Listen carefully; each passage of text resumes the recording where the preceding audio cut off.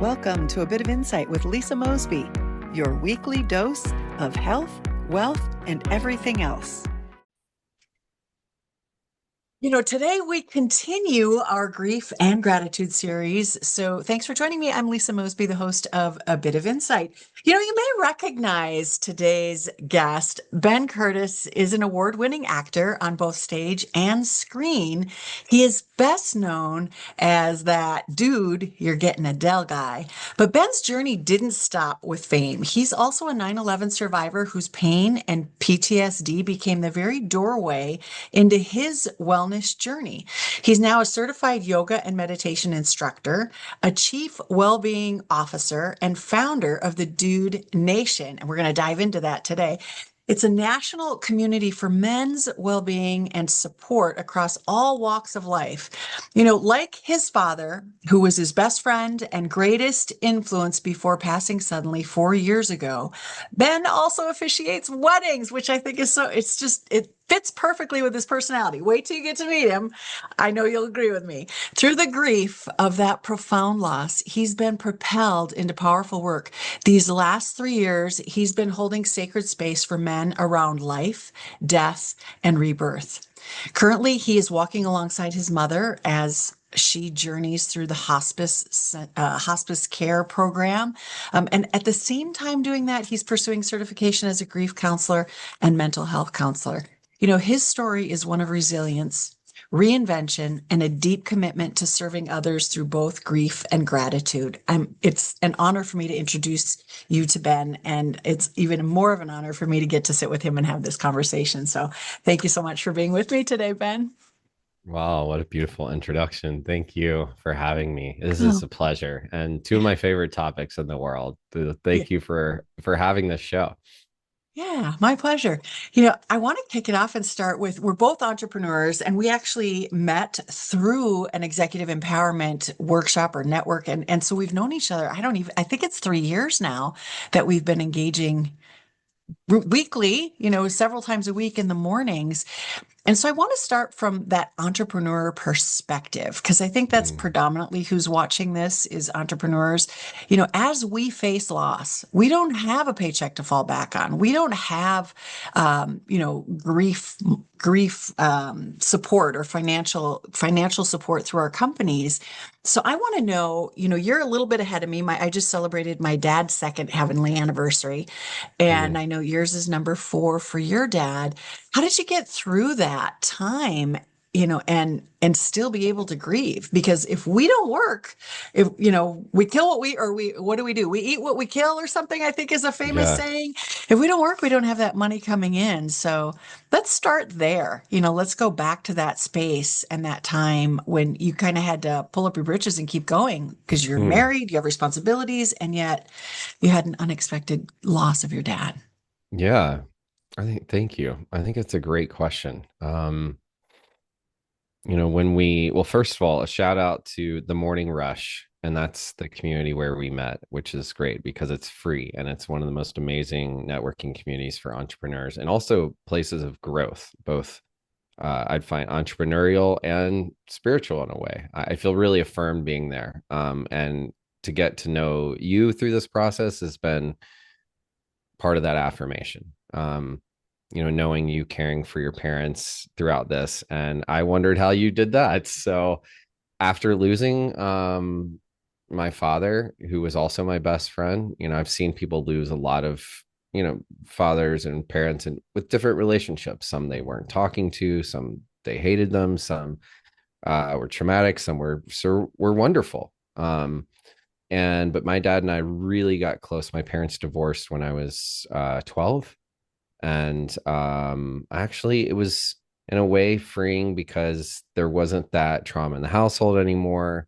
I got to watch my mom go through her healing process and really get close with her because it was really just her and I in the household at that point. I have a big sister that moved on. And then I got closer with my father, who had more time to show up and be an even greater father. And I watched him. He was a minister, an Episcopalian minister, so he was super open-minded and encouraged me to learn from everyone. And he helped people die. And so, but when he died, he had a folder that we had gone over a million times about his funeral. And the irony was when he died, the folder was nowhere to be found. But we were well prepared. And it had me think about and my sister is a big part of this too. We had to get work on our relationship in order to get through it. And when it happened, I thought, oh my God, this is horrible. Everyone has to go through this. Wait, is this what it's like for everybody? How is anyone, why are we not talking about this? It was so profound. And then about a year later, my wife and I decided to try to have children. And I realized, oh, this is it. This is my purpose. I'm going to be a dad. She got pregnant and then had a really traumatic miscarriage that led to her not wanting to have kids anymore. And then yet my dad muscle was turned on. So I was also going through this kind of trauma and grief space of how to heal through that. And also realized no one was talking about that, about miscarriage or about the trauma that can have or the grief on the man or the woman, and that men also lose a child in that. And so the only thing I could show up to answer the question, the only thing I could really, how I was able to do it is I asked for help. I had the gift of having a personal assistant through some of that who was able to manage a few of my emails and things. And there was a men's group that I was a part of. And it's because I'd started it. And I had my first coach who was a business coach and said, you're not going to graduate this program until you start your men's group. And so I did. And that really, those guys said, I know you're leading this, but we're holding you this week.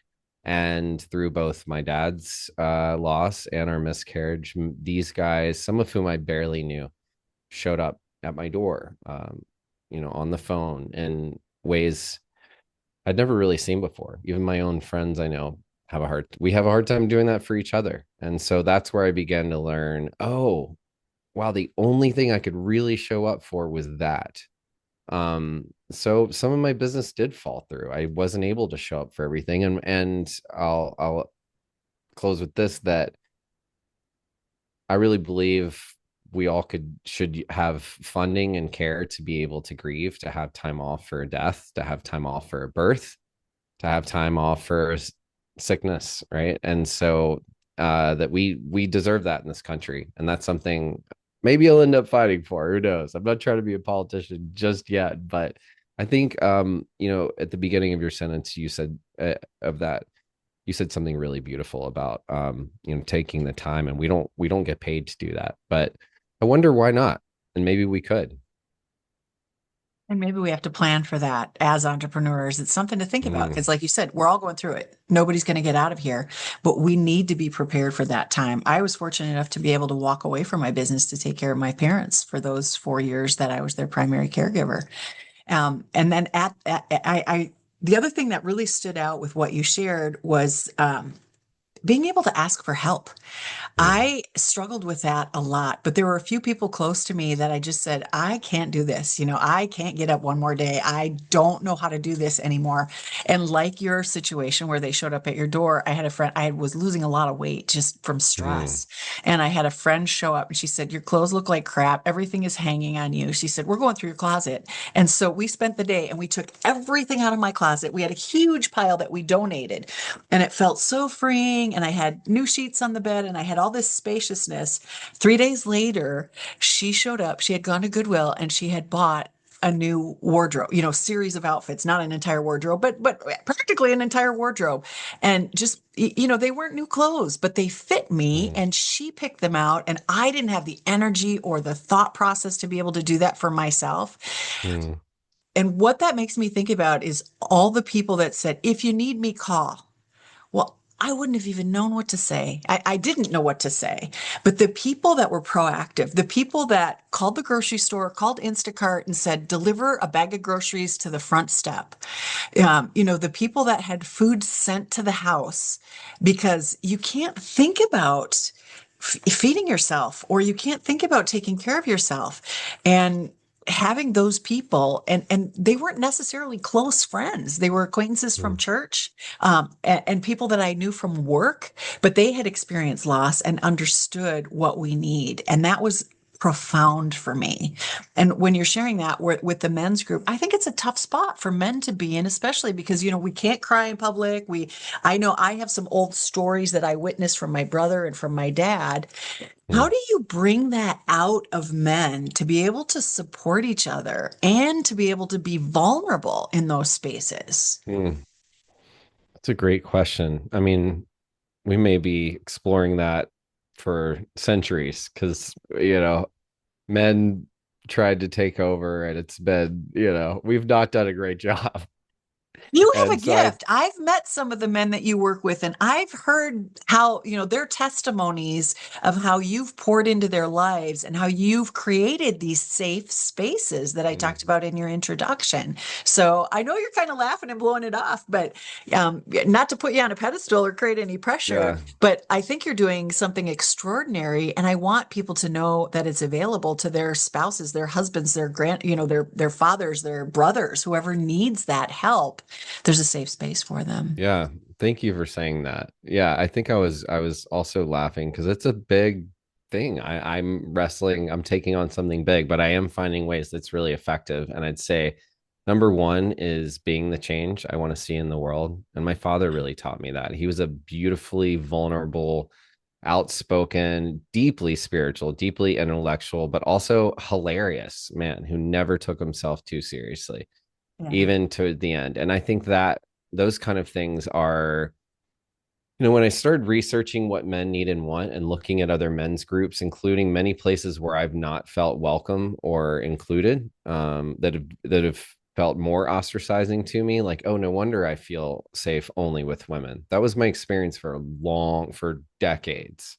I have a big sister and a mom, and I had a father who could be sensitive, but there was something incomplete for me around a safe space of masculinity, and that was fun and vulnerability and just and authenticity. And so I saw those are really, really important to have and that I was the only man in a lot of spaces I was going to, healing spaces or any kind of gatherings. And so I felt like maybe this is something that we need more of. And what are the groups doing that are working and what are the ones that maybe aren't working? So I've created a whole organization dedicated to that, the Dude Nation. So we have part of that journey in naming it that is that dude used to be a source of shame in my life, even though it was some of the greatest success I had as the Dell computer dude and the face of Dell Computers, and people would yell dude at me, but it was also a time when I was not doing well, when I was facing a lot of grief. September 11th had happened then. I was wrestling addiction and alcoholism and a lot of stuff just to try not to feel my feelings. I didn't know how to cope with the grief. And it was a few men in recovery that I found were a safe space for me that I could talk to. And then I was leading retreats for sober men. And I thought, this is great, but what about all the guys that aren't sober or aren't in recovery? We all need this. So now I've got these spaces, the Dude Dojo, which is a weekly men's group online. So we have men from all over the country join. Sometimes there's actually a few different countries involved now as well. And also the Dude Deep Dive, which is coming up this October, which is a 2-day deep dive into life, death, and rebirth. So actually coming back home to ourselves, letting go of what's no longer working. And we also are looking at the themes of grief and growth, including lead a circle every it's tomorrow night, September 11th, but I do it once a month, grief and growth circles to hold space for any of us who need, a safe space to actually grieve or talk about this.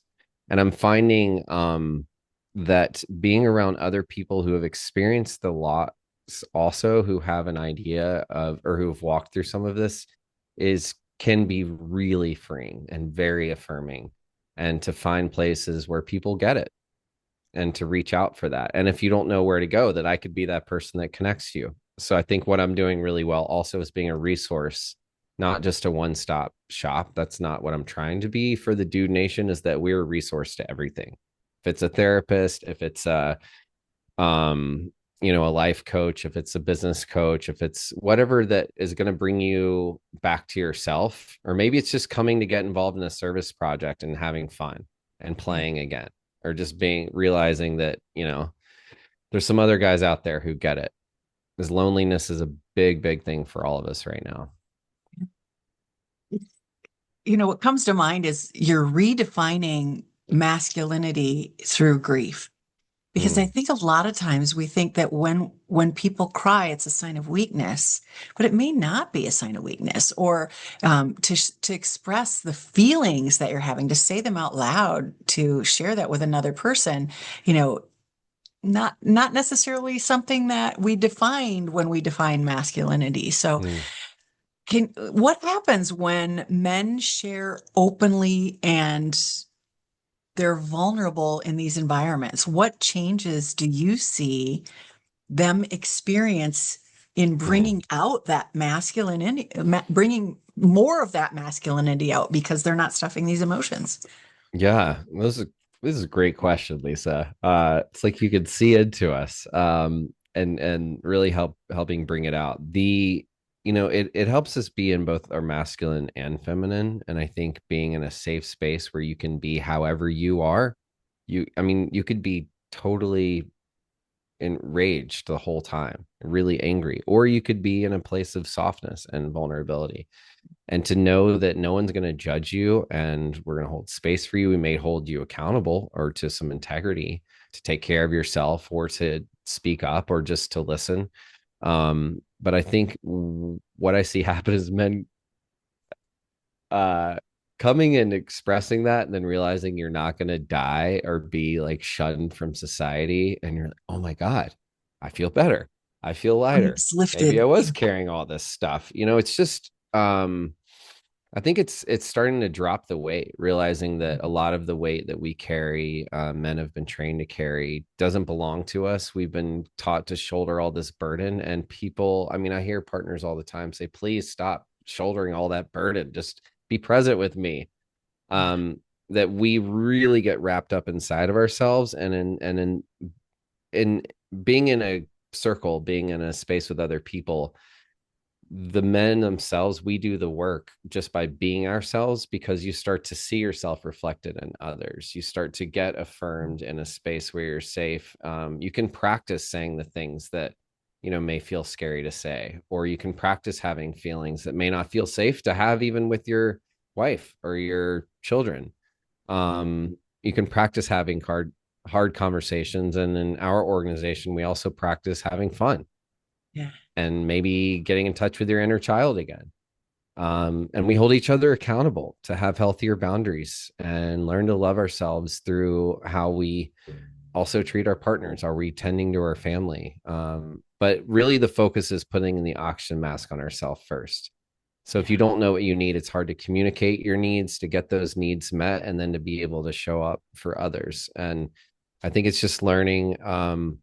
There's multiple generations in a lot of our groups as well, and a lot of different backgrounds, and so hearing different perspectives. I mean, there's someone who's been through, name it, and one of the guys in here has been through it. And that is really, I think, for any human to know you're not alone and someone else gets it, or maybe I'll make it through this, or maybe asking for help is cool, or maybe, oh, I'm getting affirmation for crying. I mean, crying is one of the most healthy things we can do. So to at least, we celebrate every guy every week. Like, tell us something you're afraid to celebrate about yourself, or you think you shouldn't say out loud, or like, even if you made your bed, you're really proud, we'll cheer on you for that. Yeah. But we hear guys starting to say like, oh no, I set a healthier boundary, or turns out because I said no to my kid this week, actually they love me more now, they actually trust me more now, or I'm learning to trust myself again. So yeah, I think I've said it. Yeah, it's what I'm hearing is there's also a role model component to it because you Mhm. don't know what you don't. For me, I'll speak to me. We don't know what we don't know. I don't know what I don't know. And when I get into certain environments, even like the morning rush where we're both a part of, I hear other people's experiences. I've been an entrepreneur for 40 years. Things have changed in 40 years. I don't want to be one of those people that has 1 year of experience that I've done 40 years at a time.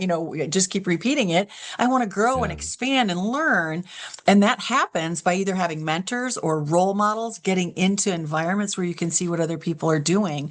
And I can see how sitting in a circle in that group, you see other people sharing, and it's like you're willing to take a risk because that's what creates the safety is other people can go before you. You don't have to be the leader. And then eventually someday you are the leader. You are the one that goes first. You are the role model for the rest of the group. And bringing in all the different generations to support and educate, because maybe some people who were raised differently with a different definition of masculinity can learn from Mhm. the younger people in the room, and the younger people can learn I can't even say that word, stoicism. Stoicism. Yeah, Yeah. or learn some things from the older generation, and we get that as women a lot. I mean, I've been in circles since Girl Scouts, if you will, but I love that this is now available and public for men. Like you're putting it out there in such a big way and letting people know.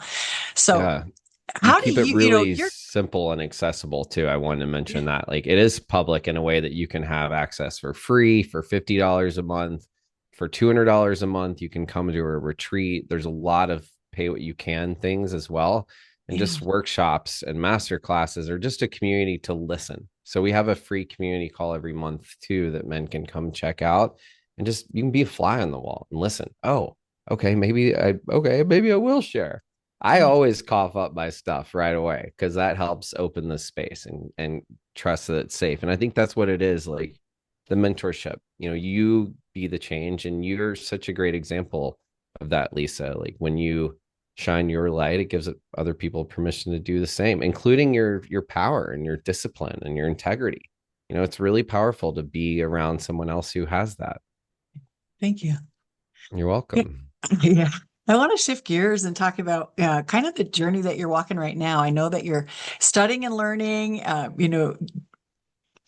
just you have so much going on. I don't want to spill the beans for everything, but the big one that's resonating with me right now is I just celebrated the 1 year anniversary. My dad was 2 year anniversary. My mom we just had the 1 year anniversary of her being back in the Lord's Mhm. arms and being back in heaven. And you're walking through that right now with your mom being on hospice and getting to spend time with her. Tie that experience together with self-care for you, still giving Mm. enough time to your wife Cassie and your relationship and your business, and yet we have a finite amount of time with our parents before they pass. So what's going on in your head with some of that stuff? I'm sure that there are listeners here who are on that exact same path at this moment, and Mm. do you have anything to say to those folks? Yeah, absolutely. Ask for help. Share your heart on loudspeaker as often as possible. Your friends really, really want to help you. People do want to show up. They just don't know how.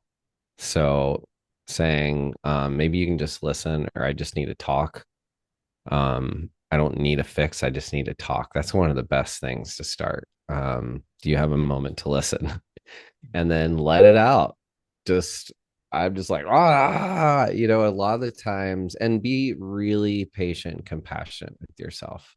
So, before I went in this focus of the men's organization, I'm still doing this. I work with executives on self-care and work-life balance.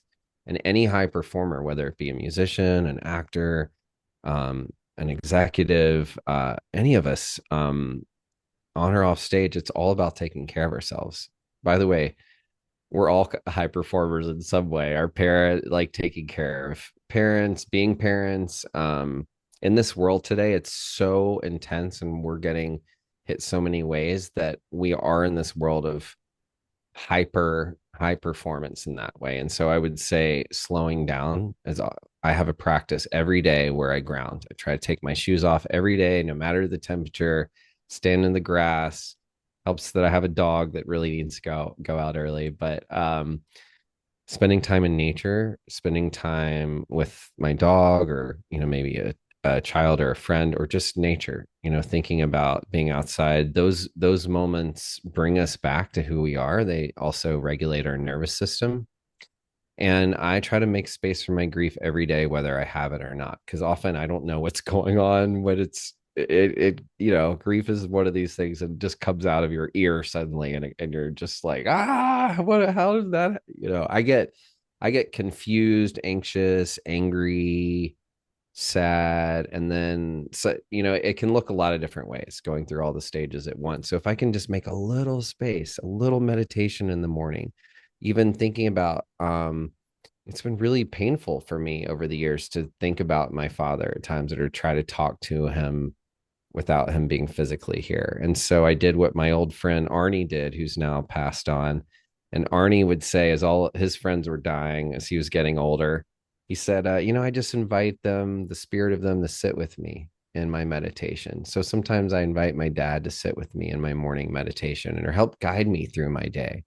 And then the other thing is, I I make sure I talk to someone no matter what, at least once a week. Um, what I'm going through now is anticipatory grief. And so for any of you, I know, Lisa, you've walked this when you know someone's going to die. And I mean, we know we're all going to die, but when they're in their death process, like my mom said, I'm going into hospice care. She's at home, thank God, because I can spend a lot more time with her, and hospitals are a whole nother thing. So the thing is, how I'm caring for myself is I'm staying home where I live, and I'm going to see her once a month for a week. And if I need to see her more, I can, but I'm grounding. I'm coming back and I'm grounding. And even my mom says, like, stay and work. I said, yeah, but I'm also going to come see you. So I think that's part of it. And I'm holding space for others, which helps me grieve. And then I also went to two different grief camps at the beginning and the end of the summer, one for adults and one for kids, where I got to volunteer as a counselor, called experience camps. And they're for anyone who's experienced loss. And it's about having an incredible time and finding freedom inside grief.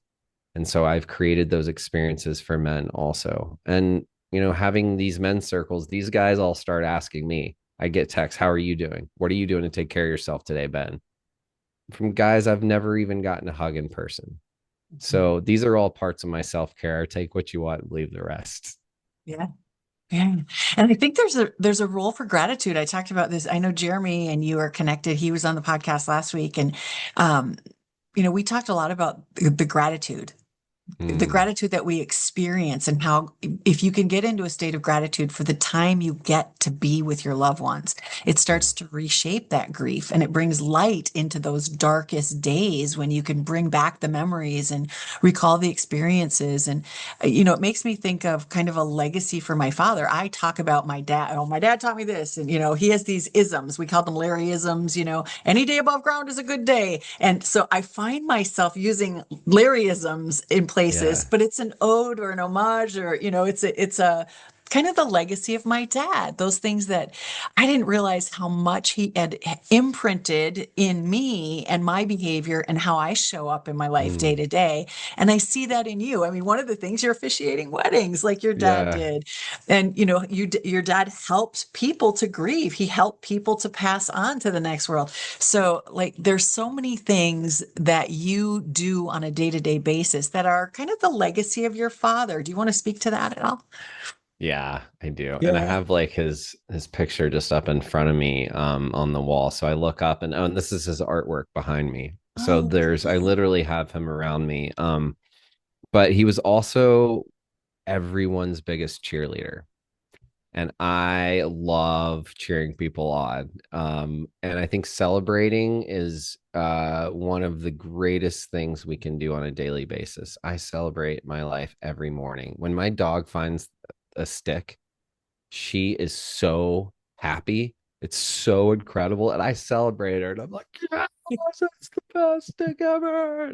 We have a really good time. And so those things, also being of service. I really need to be of service to other people to get my head out of my rear end. And so why I do all this work, because I also need it. And it reminds me, when I show up for other people, when I'm cheering for 10-year-olds who just lost their parents, and I'm like, you're amazing. Like, we're going to have so much fun today. That is healing all over the place, right? For everything I've gone through. And to even get to be like a adult figure for those kids in that moment. And I think that's what life is about, is still trying to enjoy what we do have. And if you need to be angry, let it out. I love the water. Like you, I used one of some of my greatest grief work has been in the ocean, because you can punch it and float in it and yell at it and play in it.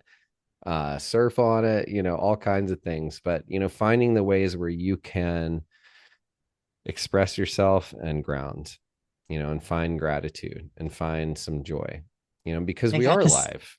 And Yeah. and that's what the beauty about death is. It also highlights life at the same time. Mhm. Yeah, I get to watch some of those testimonials from the photos and things that you shared, and the kids saying, "I don't want to go back to my real life. This was awesome," because Yeah. they got to forget about the pain in their heart for a minute, and they got to experience joy again, just running around Mm, and playing and being in the water and being in the woods and being with other kids that weren't asking them, "How are you doing? How are you doing? How are you handling this?" Those questions, like just. Oh, stop already. Like try to change my I don't know how I want to say this. Um, I don't want to hear those questions. They aren't mm, supportive. They aren't helping. They're actually pulling me down when we think about that. I'd rather somebody share a fun memory of my dad or a fun memory of my mom or, oh my gosh, you're so much like your mother when you do X, Y, Z, mm. edify and lift up those people. Stop asking how I'm doing. I'm grieving. Life sucks at the moment. I Yeah. don't want to have these feelings and these experiences.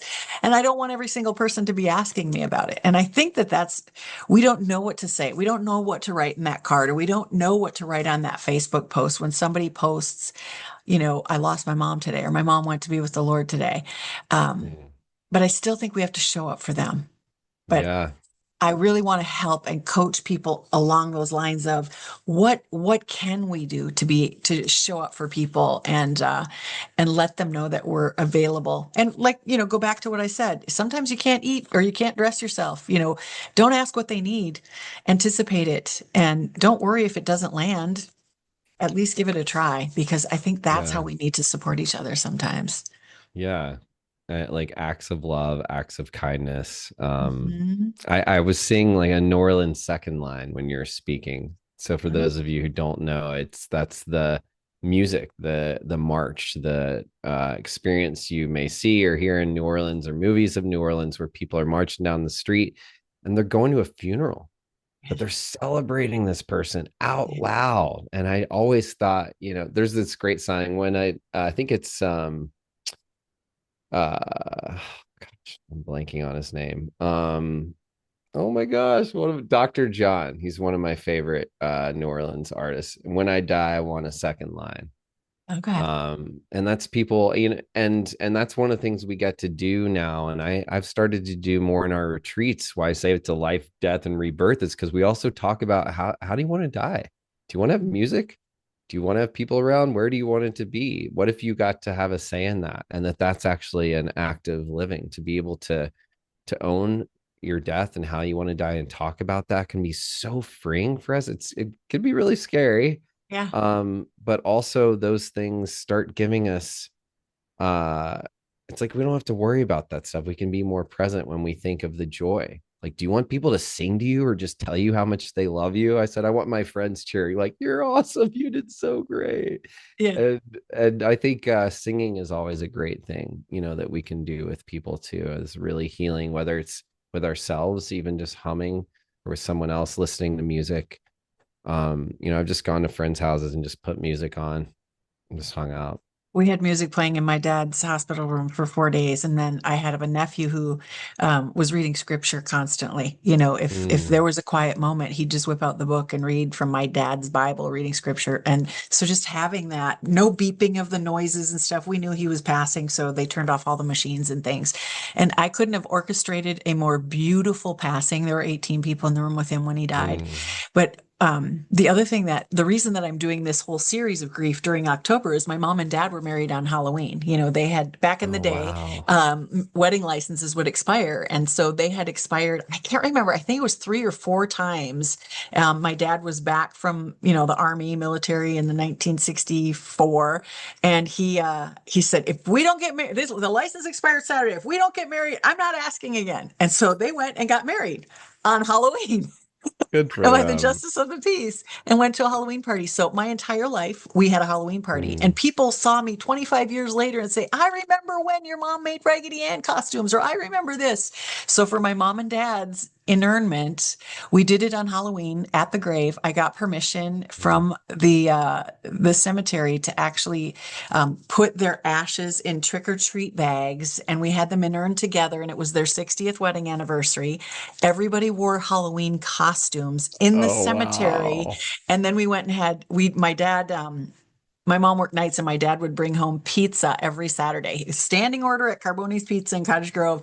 And so we had a pizza party and played music and Halloween, things at a Carboni's not the one that we went to when we were kids, but one close to the cemetery where we had them buried at. So Oh, we celebrated, and we were telling stories and laughing, and there were tears, of course, there always is, but oh my, I still get cramps in my cheeks when I think about that. And my sister was a I big have part them of just listening orchestrating. to I you. know it was Yeah. so great to be able to do Oh, it's that. so moving. Yeah. Wow. Yeah. And I had an uncle who his brain was burnt when he was 9 years old. So he lived most of Mm, his life with, just different mental challenges. He had schizophrenia. And when he passed, he was an avid music fan. He loved music, and he was in the same cemetery. And so this was during COVID.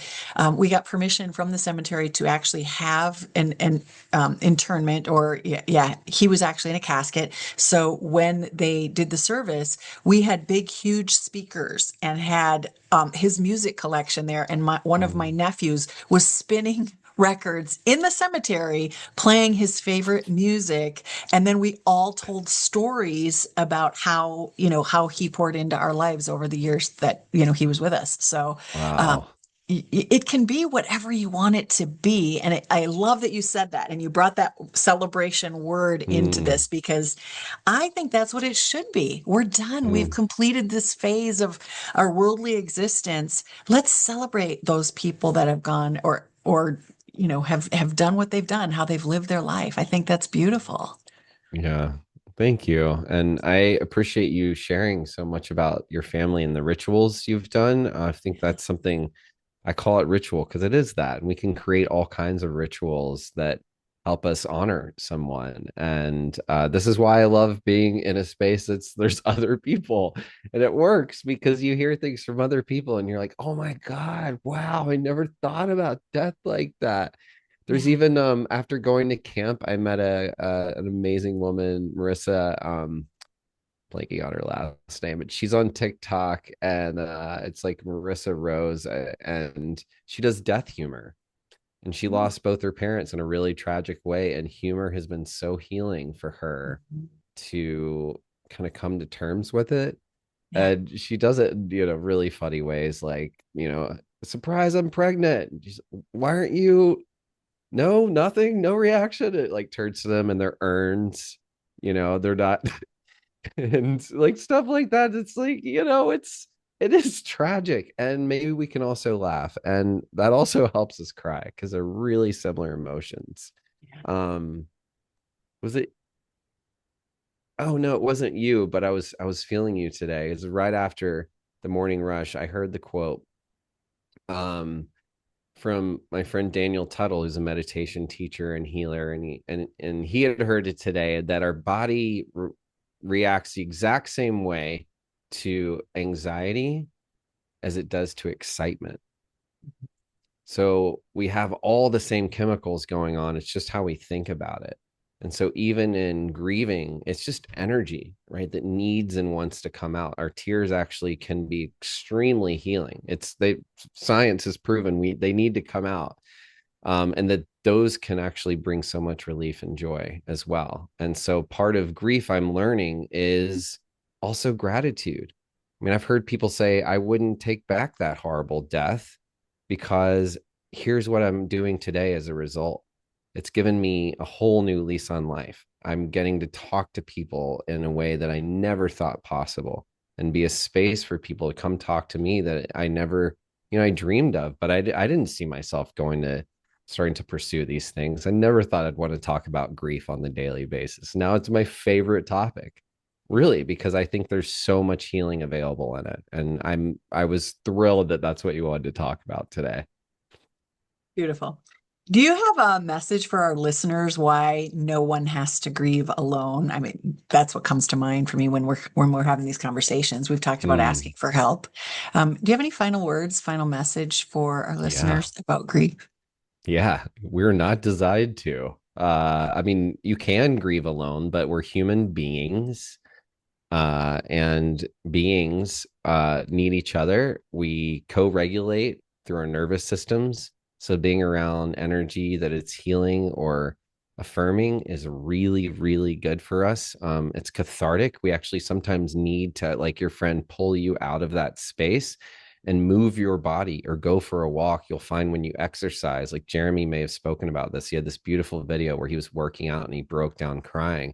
It's because he actually started using his body, and we store this energy. So allow yourself to be held, allow yourself to break down, make space for that, and be gentle with yourself. And at all possible, allow someone else the chance to be there for you, because that also helps them feel better about themselves. People will want to be there for you. So if we can start to say, I receive or I accept, then it actually creates so much more possibility and healing in the world. And no matter what you've been through, this is also going to help you help someone else. So don't forget that, and to celebrate the miracles all around us all the time. Life goes on even after death, and that's what our loved ones would want for us. So we have to Mm-hmm. find our way back to joy. You don't need to rush the grief process. They can work simultaneously. You can have joy in the same day that you're grieving and sad and having those memories come up. So no rules. There's no rules. Let the rules go out the window and experience all the feelings that you're having. Where do people get in touch with you? You're on a path to becoming a grief and mental health counselor. I'm sure that there's folks on here that would love to learn from you, or maybe even experience the Dude Dojo or some other part of Dude Nation. How do folks get in touch with you? That's a great question. Go to thedudenation.com, thedudenation.com, and there is you can book a call with me, you can get more information, you can see everything we're talking about. There's a grief circle for September 11th, tomorrow night, which all proceeds go to the Tunnels to Towers Foundation, and it's free for first responders. So if you know one, it is honor 911 is the code. But it's for anyone. Practice having a conversation or just being inside of that with us. And I'd be honored to have a conversation with any of you or anyone in your life. You don't have to be a man to be part of the community, but it definitely is designed for those of us. And we also serve young men too.